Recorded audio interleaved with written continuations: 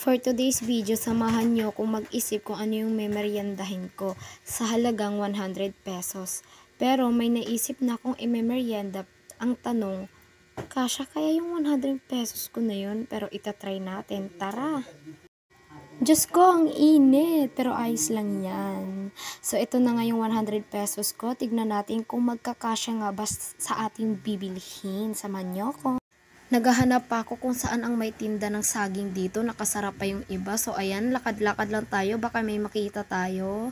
So, ayan. So, ayun. May nakita nga tayo. So, syempre, bibili natin yan. Yan. So, antayin natin kung magkano. Yan ay 29. So, nakabili na tayo ng saging. Bumili rin ako ng ketchup. So, ayun. Nakabili na ako.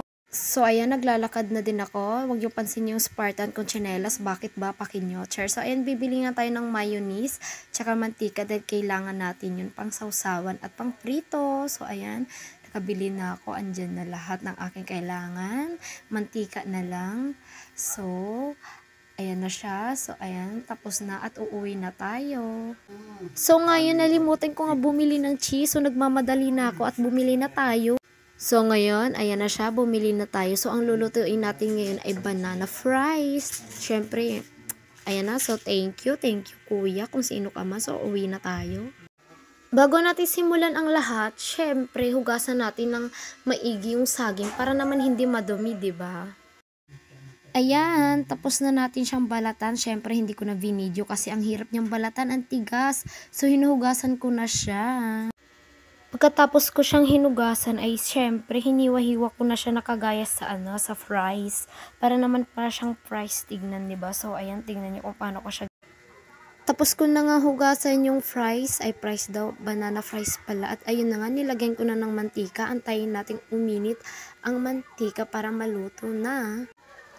Siyempre, wala nang paligoy-ligoy pa, lutuin na natin at para makain na natin dahil gutom na nga ako. So, ayan na siya, nilalagay ko na sila. So, tingnan mo, ang cute tignan. Parang nga siyang fries.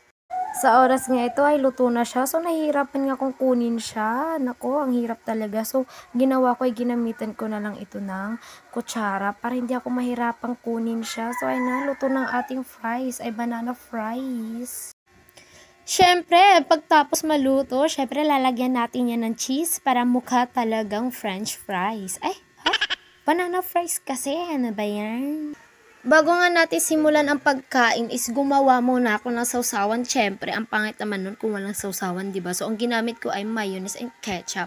So, dalawa yung ginawa ko kasi baka nga kakain sila, ganun. So, yun na nga yung mali ko dito, guys, kasi nga ang konti lang nang nagawa ko, Diyos ko po. Kaya pinagsama ko na lang sila sa iisang plato. Ay, plato ba tawag niya? Basta plato na maliit, ayun. OMG! Luto na yung banana fries natin. Oh my God! Ang sarap tignan. So, ayun na nga, kinain na namin ng lola ko. Ang sabi niya, masarap daw. Kaya, shoes, i-try nyo na.